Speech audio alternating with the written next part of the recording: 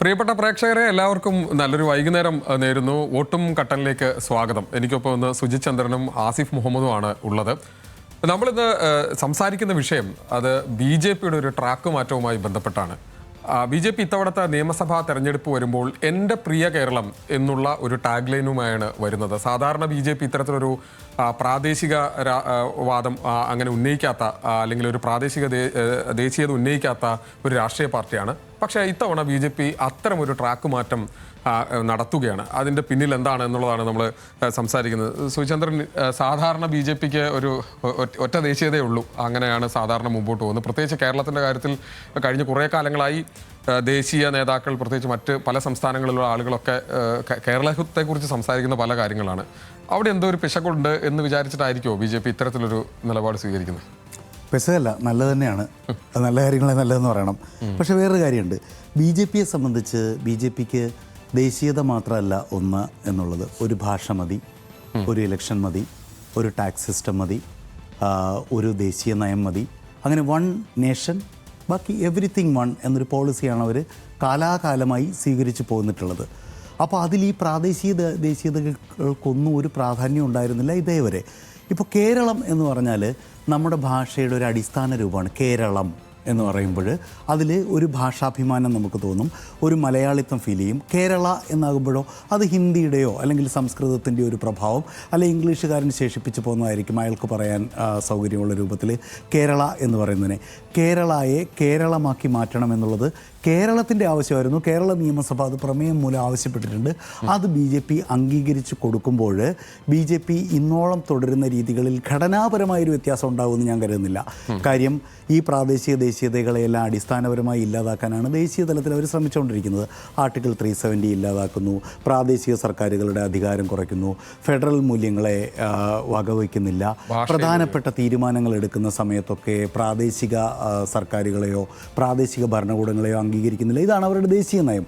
പക്ഷേ കേരളത്തിൽ ഈ കളി നടക്കില്ല, അല്ലെങ്കിൽ തമിഴ്നാട്ടിൽ ഈ കളി നടക്കില്ല, തെന്നിന്ത്യയിൽ ഈ കളി നടക്കില്ല എന്ന് BJPക്ക് ഏതാണ്ട് മനസ്സിലായിട്ടുണ്ട്. തമിഴ്നാട്ടിൽ ഹിന്ദി അടിച്ചേൽപ്പിക്കാനുള്ള ശ്രമത്തെ തമിഴ്നാട്ടിലെ ദ്രാവിഡിയൻ കക്ഷികളൊക്കെ കൂടി എതിർത്തത് ഹിന്ദി തെരിയാതെ പോടാ എന്ന് പറഞ്ഞിട്ടാണ്. ഹാഷ്ടാഗ് ക്യാമ്പയിൻ ഓർമ്മയുണ്ടല്ലോ, ഉദയനിധി സ്റ്റാലിനൊക്കെ ഹിന്ദി തെരിയാതെ പോടാ എന്ന ടീഷർട്ട് ഇട്ടുകൊണ്ട് വരികയാണ്. AIADMKയ്ക്ക് പോലും അതിൽ നിന്ന് ഒഴിവായി നിൽക്കേണ്ടി പൂർണ്ണമായും മാറി നിൽക്കാൻ പറ്റിയിട്ടില്ല. ഇപ്പോൾ RN രവി തമിഴകമാക്കി മാറ്റാൻ ഉള്ള ഒരു ചർച്ച തുടങ്ങി വെച്ചായിരുന്നു തമിഴ്നാടിനെ. ഒരിക്കലും ഒരു റിപ്പബ്ലിക് ഡേയുടെ ആണെന്ന് തോന്നുന്നു, ഇൻവിറ്റേഷൻ കാർഡിൽ, ഞാൻ തമിഴ്നാട്ടിൽ ജോലി ചെയ്യുന്ന സമയമാണ്, തമിഴക തമിഴക ഗവർണർ എന്ന് അച്ചടിച്ചു. ഭയങ്കര പ്രതിഷേധം അവിടെ ഉണ്ടാക്കിയത്.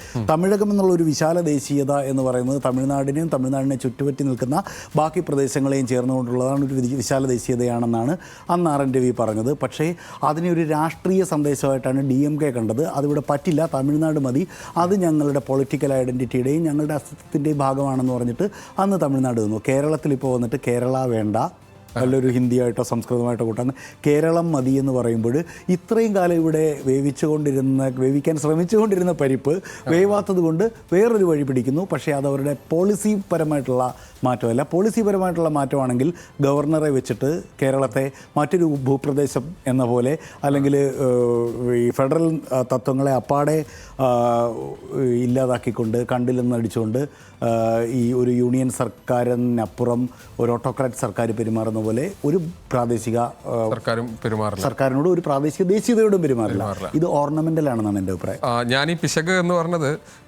ഇതുവരെ കാണിച്ചുകൊണ്ടിരുന്ന അല്ലെങ്കിൽ ഇതുവരെ ചെയ്തുകൊണ്ടിരുന്ന കാര്യത്തിൽ എന്തോ ഒരു പിശക് ഉള്ളത് കൊണ്ടാണ് എൻ്റെ പ്രിയ കേരളം എന്ന പുതിയ ടാഗ്ലൈൻ എന്നാണ് ഞാൻ ഉദ്ദേശിച്ചത്. ആസിഫ്, ഈ പറയുമ്പോൾ ഇത് പല ഘട്ടങ്ങളിൽ അത് കേരളത്തിലുള്ള നേതാക്കളായിക്കോട്ടെ, പ്രത്യേകിച്ച് പുറത്തുള്ള പലതരത്തിലുള്ള ടൂൾ കിറ്റുകൾ കേരളത്തിനെതിരെ പല ഘട്ടങ്ങളിൽ ഉണ്ടായിട്ടുണ്ട്. അതൊക്കെ ബാക്ക്ഫയർ ചെയ്തു എന്ന് വിചാരിച്ചിട്ടായിരിക്കില്ലേ ഇത്തരത്തിലൊരു നടപടി? നമുക്കിപ്പം ഓർത്തെടുക്കാനാണെങ്കിൽ ഒരുപാട് കാര്യങ്ങൾ നമ്മൾ നേരത്തെ സംസാരിച്ചുകൊണ്ടിരുന്നപ്പോൾ തന്നെ പാലക്കാട് ആനയുടെ വായിൽ പൈനാപ്പിൾ പൊട്ടിത്തെറിച്ച് ഒരു ടൂൾ കിറ്റായിരുന്നു. സച്ചിൻ തെണ്ടുൽക്കറെ പോലുള്ള ആളുകളൊക്കെ അത് ഉപയോഗിക്കുന്നു. വലിയ തരത്തിൽ അത് ട്വിറ്ററിൽ ഒരു തലത്തിൽ വന്ന കാര്യങ്ങൾ. അങ്ങനെ പല വിഷയങ്ങളിലും ഏറ്റവും ഇതിപ്പോൾ നമ്മളിപ്പോൾ കണ്ടുകൊണ്ടിരിക്കുന്ന കേരള സ്റ്റോറി അതിനൊരു വലിയ ഉദാഹരണമാണ്. രണ്ടാമത്തെ കേരള സ്റ്റോറി വരുന്നു. ഇത്തവണ BJP സംസ്ഥാന പ്രസിഡന്റിനാണ്, ഞാനത് കാണുന്നില്ല, വേറെ ആർക്കെങ്കിലും വേണേൽ കാണാം എന്ന് പറയേണ്ട തരത്തിലേക്ക് കാര്യങ്ങൾ മാറുന്നു. അപ്പോൾ ഈ ഒരു പ്രൊപ്പഗാണ്ട എന്ന് പറയുന്ന ഇതിനെ ആളുകൾ അത്ര വലിയ കാര്യമായിട്ട് എടുക്കുന്നില്ല എന്ന് കണ്ടതുകൊണ്ടുകൂടി ആയിരിക്കാം ഒരു പക്ഷേ ഇത്തരത്തിലൊരു നീക്കം BJPയുടെ ഭാഗത്തുനിന്നുണ്ടാവുമെന്ന് തോന്നുന്നു.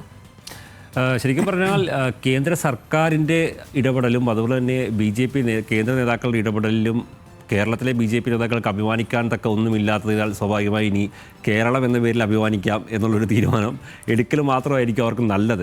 നമുക്കറിയാം കേന്ദ്ര സർക്കാരിൻ്റെ സംസ്ഥാനത്തോടുള്ള അവഗണന നമുക്കറിയാം. അത് ബജറ്റിലായിക്കോട്ടെ നമ്മുടെ വിഹിതം തരുന്നതിലായിക്കോട്ടെ അതിങ്ങനെ തുറന്നുകൊണ്ടേ ഇരിക്കുകയാണ്. അതിൻ്റെ അപ്പുറത്തേക്ക് ഇവിടെ ഒരു പ്രളയം കഴിഞ്ഞുപോയി. വയനാട് വലിയ ദുരന്തമുണ്ടായി. അപ്പോഴേക്ക് എന്താണ് ചെയ്തത്? പ്രളയം ഉണ്ടായ സമയത്ത് നമുക്ക് തന്ന അരിയുടെ പണം തിരികെ ചോദിച്ച കേന്ദ്ര സർക്കാരാണ് അവിടെ ഉള്ളത്. ഹെലികോപ്റ്ററിൻ്റെ വാടക തിരികെ ചോദിച്ച കേന്ദ്ര സർക്കാരാണ് അവിടെ ഉള്ളത്. അങ്ങനെ വയനാട് ദുരന്തബാധിതർക്ക് ഒരു വീട് പോലും നിർമ്മിച്ചു കൊടുക്കാത്ത ഏക രാഷ്ട്രീയ പാർട്ടി BJP ആയിരിക്കും. കോൺഗ്രസിന്റെ പോലും തർക്കമിടുകയാണ്. അപ്പോൾ ഒരു വീട് പോലും നിർമ്മിച്ചു കൊടുക്കാത്ത വയനാട് ദുരന്തത്തിന് കൃത്യമായി പണം നൽകാത്ത ഒരു കേന്ദ്ര സർക്കാരാണ് അവിടെയുള്ളത്. അപ്പോൾ ആ കേന്ദ്രത്തെ പറഞ്ഞുകൊണ്ട് ഒരിക്കലും കേരളത്തിലെ BJPക്ക് അഭിമാനിക്കാനോ വോട്ട് പിടിക്കാനോ കഴിയാത്ത സാഹചര്യം ഉണ്ടാകും എന്നുള്ളതറിയാം. ലിജോ പറഞ്ഞ ഒരു കാര്യം എനിക്കും പറയാനുള്ളത്, കേരളത്തെക്കുറിച്ച് എന്തൊക്കെ നുണപ്രചാരണമാണ് കഴിഞ്ഞ ഒരു 15 കൊല്ലം കൊണ്ട് BJP നടത്തിക്കൊണ്ടിരുന്നത്. അത് ഒന്ന് പാലക്കാടാണ് അന്ന് പൈനാപ്പിൾ തോട്ടത്തിൽ വന്ന് ആന പൈനാപ്പിൾ കഴിച്ച് സ്വാഭാവികമായി വന്ന് അതിന് മുറിവുണ്ടാകുന്നു, പിന്നീട് അത് മരണപ്പെടുന്നു. പക്ഷേ അന്ന് മേനകാഗാന്ധി പാർലമെൻറ്റ് എന്താ പറഞ്ഞത്? മുസ്ലിം ഭൂരിപക്ഷമായ മലപ്പുറത്ത്, ക്രിമിനലുകളുടെ കേന്ദ്രമായ മലപ്പുറത്ത്, പാലക്കാട് നടന്ന സംഭവത്തെ മലപ്പുറത്ത് ഇത്തരത്തിൽ ആന കൊല്ലപ്പെട്ടു. മറ്റൊരു BJP നേതാക്കളുടെ പ്രചാരണം എന്തായിരുന്നു? മുസ്ലിം ഭൂരിപക്ഷ പ്രദേശത്ത് ഹിന്ദുവിൻ്റെ ആരാധന പാത്രമായ ആന കൊല്ലപ്പെട്ടു. അങ്ങനെ പ്രചാരണം നടത്തി കേരളത്തെ എങ്ങനെയൊക്കെ അടിക്കാൻ കഴിയുമോ ആ ഘട്ടങ്ങളിലെല്ലാം അടിച്ചുകൊണ്ടിരുന്ന BJP ആണ് കേന്ദ്രത്തിലുള്ളത്. മുസ്ലിം ഭൂരിപക്ഷമായതുകൊണ്ടാണ് രാഹുൽ ഗാന്ധിയും പ്രിയങ്ക ഗാന്ധിയും കേരളത്തിൽ നിന്ന് ജയിക്കുന്നതെന്ന് പറഞ്ഞു തരാം. അതും BJP നേതാവ് തന്നെയാണ്. അതെ. അപ്പോൾ അങ്ങനെ ഏതൊക്കെ തരത്തിൽ പ്രചാരണം നടത്താൻ കഴിയുമോ? മറ്റൊരു ഉദാഹരണം പറഞ്ഞാൽ, ഇന്ത്യയുടെ പല ഭാഗങ്ങളിലും ക്രൈസ്തവർ ആക്രമിക്കപ്പെടുമ്പോൾ മിണ്ടാതിരിക്കുന്ന BJP ഇവിടെ കേരളത്തിൽ നിന്ന് പോയ ഏതെങ്കിലും ക്രൈസ്തവർ ആക്രമിക്കപ്പെടുമ്പോൾ ഇപ്പോൾ നമ്മൾ കഴിഞ്ഞ ഇടെ കണ്ടതാണ് എന്തൊക്കെയായിരുന്നു. അതാണ്. അപ്പോൾ കേരളത്തിൽ നിന്നുകൊണ്ട് അവർക്ക് പറയാൻ കഴിയുന്ന രാഷ്ട്രീയത്തിന് എന്തൊക്കെ പരിമിതി ഉണ്ടെന്ന് കൃത്യമായി BJPക്ക് അറിയാം എന്നുള്ളതൊരു വാസ്തവമാണ്. മറ്റൊന്നെനിക്ക് പറയാനുള്ളത്, ഇപ്പോൾ നമുക്കറിയാം C സദാനന്ദൻ മാസ്റ്റർ, അദ്ദേഹത്തെ രാജ്യസഭ MP ആക്കിയത് പോലും കേരളത്തിന് വിരുദ്ധമായൊരു നീക്കത്തിൻ്റെ ഭാഗമായിട്ട് തന്നെയാണെന്ന് വിശ്വസിക്കുന്ന ആളാണ് ഞാൻ. അല്ലാതെ അദ്ദേഹം RSSന് വേണ്ടി ചെയ്ത സേവനം മാത്രം വെച്ചിട്ടല്ല. അദ്ദേഹത്തെ MP ആക്കിയത് എന്തിനാ? ഇതൊക്കെയാണ് കേരളത്തിൽ നടക്കുന്നത്. കേരളത്തിൽ കണ്ടില്ലേ, ഒരു മനുഷ്യന് 2 കാലും കേരളത്തിൻ്റെ അക്രമം കാരണം നഷ്ടപ്പെട്ടു പോയി. അപ്പോൾ അത്രത്തോളം ക്രിമിനൽ സ്വഭാവമുള്ളൊരു സംസ്ഥാനമാണ് കേരളമെന്ന് പറയാൻ വേണ്ടിയാണ് അദ്ദേഹത്തെ രാജ്യസഭ MP ആക്കിയത്. അദ്ദേഹം 2 കാലുകൾ രാജ്യസഭയുടെ മേശപ്പുറത്തെടുത്ത് വെച്ച് സംസാരിക്കുമ്പോൾ അന്ന് ബ്രിട്ടാസ് നൽകിയ മറുപടിയാണ് 218 CPM പ്രവർത്തകരെ കൊല്ലപ്പെടുത്തിയ പാർട്ടിയുടെ പ്രതിനിധിയായിട്ടാണ് അദ്ദേഹം അവിടെ പോയിരിക്കുന്നത്.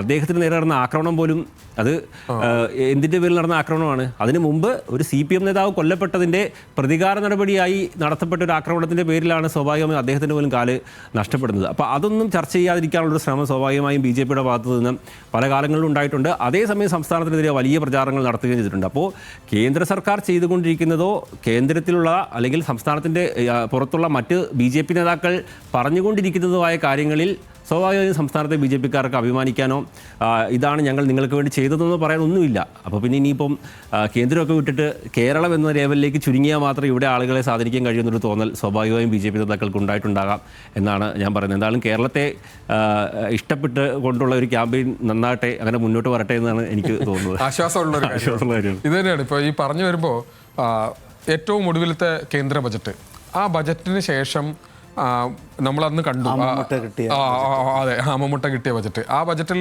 എല്ലാവരും വലിയ കാര്യമായിട്ട് പ്രതീക്ഷിച്ചു. എല്ലാ ജില്ലാ കമ്മിറ്റി ഓഫീസുകളിലും നേതാക്കൾ എല്ലാവരും നിരന്നിരുന്ന് ആ ബജറ്റ് കേട്ടു, ലഡു തയ്യാറാക്കി വെച്ചു. പക്ഷേ അതിന് തൊട്ട് മുമ്പായി അവിടെ നിന്ന് എല്ലാവർക്കും പോകേണ്ടി വന്നു.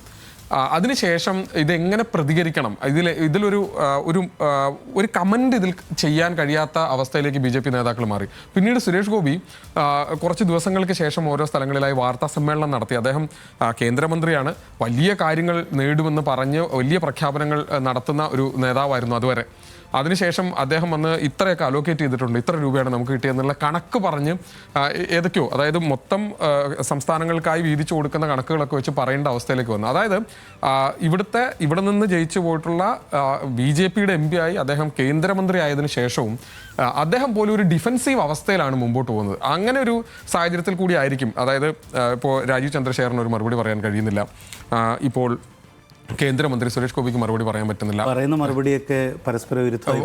അതെ അതെ, അങ്ങനെ ഒരു അവസ്ഥയിലാണ് യഥാർത്ഥത്തിൽ കാര്യങ്ങൾ ഓടിക്കൊണ്ടിരിക്കുന്നത്. അപ്പോൾ അങ്ങനെ ഒരു ഘട്ടത്തിലാണ് ഇപ്പോൾ കേരളം എന്നുള്ള ഒരു ടാഗ് ലൈനിലേക്ക് ഇത്തവണ തെരഞ്ഞെടുപ്പിൽ ഈ കേരളം എന്ന് വളരെ മധുരമായി കേരളം എന്ന അനുസ്വാരമൊക്കെ ചേർത്തിട്ട് ഇവർ പറയുമ്പോൾ ഒരു തരത്തിൽ ചിരി വരും.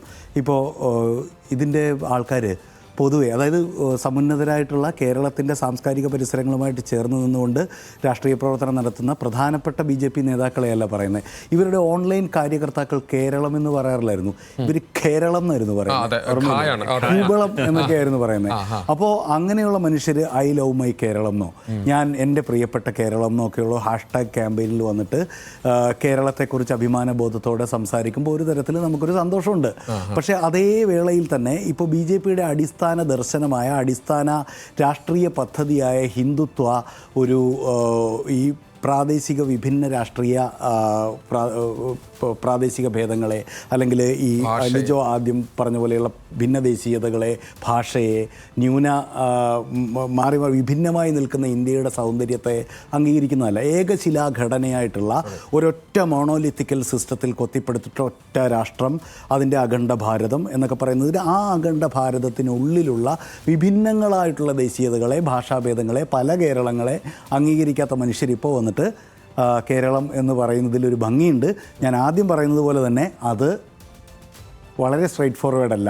കാര്യം ഇത്രയും കാലം നിന്നിട്ടുള്ള ഈ പറഞ്ഞിട്ടുള്ള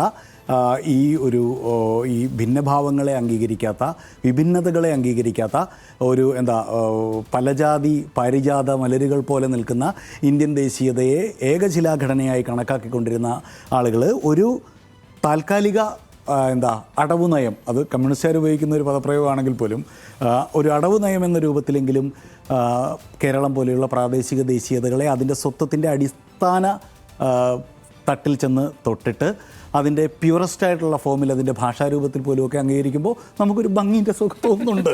തീർച്ചയായും ഇത് പറഞ്ഞു വരുമ്പോൾ BJPയെ സംബന്ധിച്ചിടത്തോളം കേരളത്തിൽ അവരുടെ ഒരു ക്രൈസ്തവ പദ്ധതി അല്ലെങ്കിൽ ക്രൈസ്തവ ഔട്ട്റീച്ച് എന്ന പദ്ധതി കുറെ കൂടി ശക്തമായി നടക്കുന്ന ഒരു കാര്യമാണ്. ഷോൺ ജോർജ്, അനൂപ് ആൻ്റണി, അതുപോലെ തന്നെ AK ആൻ്റണിയുടെ മകൻ ഒക്കെ, അങ്ങനെ കുറച്ചധികം ക്രൈസ്തവ മുഖങ്ങളെ കിട്ടിയൊരു സമയമാണ്.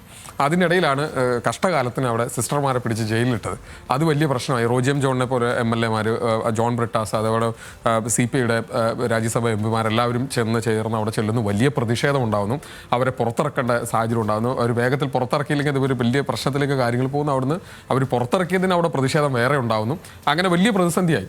ഈ പ്രതിസന്ധികളൊക്കെ മറികടക്കണമെങ്കിൽ സ്വാഭാവികമായിട്ട് ഈ ഔട്ട്റീച്ച് കുറേ കൂടെ വൃത്തിയായി നടക്കണമെങ്കിൽ കേരളം എന്ന സംവിധാനത്തിനുള്ളിൽ നിന്ന് തന്നെ വർക്ക് ചെയ്യണം എന്നുള്ളൊരു ബോധ്യത്തിൽ നിന്നാണ് ഇങ്ങനൊരു നീക്കം BJPക്ക് ഉണ്ടാവുന്നതാണ് ഞാൻ പ്രത്യേകിച്ച് അത് ഇപ്പോഴത്തെ ഒരു രാഷ്ട്രീയ സാഹചര്യത്തിൽ ഏറ്റവും പ്രധാനമായി വേണ്ട. ഇപ്പോൾ ഒരു ക്രൈസ്തവരായിട്ടുള്ള ആളുകൾക്കൊക്കെ അവരെ കൂടെ ഉൾക്കൊള്ളാൻ കഴിയുന്ന തരത്തിലേക്ക് ഈ പാർട്ടി രൂപപ്പെടുത്തുക, അതായത് താൽക്കാലിക അടവുനയാണെങ്കിൽ പോലും അത്തരത്തിലൊരു നീക്കം നടത്തുന്നതിൻ്റെ ഭാഗമാണെന്ന് തോന്നിയിട്ടുണ്ടോ? ഉണ്ട്, കാരണം അത് സ്വാഭാവികമായിട്ടും ഉണ്ട് എന്നുള്ള വാസ്തവമാണ്. പക്ഷേ അത് എത്രത്തോളം വിജയം കണ്ടു എന്നുള്ളത് വേറൊരു കാര്യം. കാരണം ഇവിടെ മാത്രമല്ലേ പല കാര്യങ്ങളും ഒതുക്കി വെക്കാൻ പറ്റുകയുള്ളൂ. അപ്പോഴത്തേക്കും ഉത്തരേന്ത്യയിൽ പലയിടത്തും പൊട്ടിപ്പോകുന്നു. അതിനെ പിടിച്ചു നിർത്താനോ അതിനെ അതിനെ ചെറുത്ത് നിർത്താനോ അവർക്ക് സാധിക്കാതെ പോകുന്നൊരു കാര്യമുണ്ട്.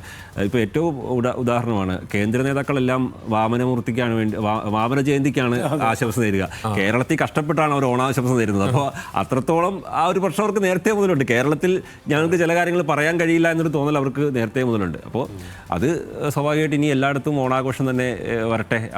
കേരളത്തെ കേരളമാക്കുന്നത് നല്ലതാണ്. അതെ, പക്ഷേ സുൽത്താൻ ബത്തേരിയെ ഗണപതി വട്ടമാക്കുന്നത് നമുക്ക് ഇതിന്റെ ഇടയ്ക്കും തട്ടേക്കൊക്കെ പടക്കം പൊട്ടിക്കുന്ന പോലെ സുരേന്ദ്രൻ അടക്കമുള്ള ആളുകൾ ഇത്തരത്തിലുള്ള വ്യാഖ്യാനങ്ങളായിട്ട് വരികയും ചെയ്യുന്നു. അതിന് അവർക്ക് വലിയ രീതിയിലുള്ള റീച്ച് കിട്ടുന്നില്ല. കാരണം ഇപ്പോൾ കേരള സ്റ്റോറി വന്നപ്പോൾ തന്നെ അത് കേരളം ഒറ്റക്കെട്ടായിട്ടാണ്. ഇപ്പോൾ രാജീവ് ചന്ദ്രശേഖരൻ നിലപാട് വളരെ പോസിറ്റീവ് ആയിരുന്നു. രാജീവ് ചന്ദ്രശേഖരൻ ഏറ്റവും അവസാനം പറഞ്ഞത് വട്ടമുള്ളവനും വട്ടില്ലാത്തവനും ഒക്കെ സിനിമ എടുക്കാം. അപ്പോൾ അങ്ങനെയാണ് അവർ ലാസ്റ്റ് സിനിമ പറഞ്ഞ് അവസാനിപ്പിച്ചത്. വട്ടമുള്ളവനും വട്ടില്ലാത്തവനും ഒക്കെ സിനിമ എടുക്കാം. അതൊക്കെ ഒരു ആവിഷ്കാര സ്വാതന്ത്ര്യം കണ്ടുകൂടെ എന്നാ ചോദിക്കുന്നത്. കാണാനും പോകുന്നില്ല. സാംസ്കാരിക പ്രത്യേകതകളെ BJP എല്ലായിടത്തും തിരിച്ചറിയട്ടെ. അതെ, തീർച്ചയായും നമുക്ക് അവസാനിപ്പിക്കേണ്ട സമയമായി. അപ്പോൾ ഏറ്റവും ഒടുവിലായി സുചന്ദ്രൻ പറഞ്ഞ പോലെ ഇത്തരത്തിലുള്ള വൈവിധ്യങ്ങളെയൊക്കെ തിരിച്ചറിയുകയും അതിനെ അംഗീകരിക്കുകയും അവർക്കൊപ്പം നിൽക്കുകയും ചെയ്യുന്ന ഒരു രാഷ്ട്രീയ പാർട്ടിയായി BJP മാറുമോ എന്നത്, അങ്ങനെ മാറുമെന്ന് ഞാൻ പ്രതീക്ഷിക്കുന്നില്ല. പക്ഷേ അങ്ങനെ മാറുമോ എന്ന് നമുക്ക് കാത്തിരുന്ന് കാണാം.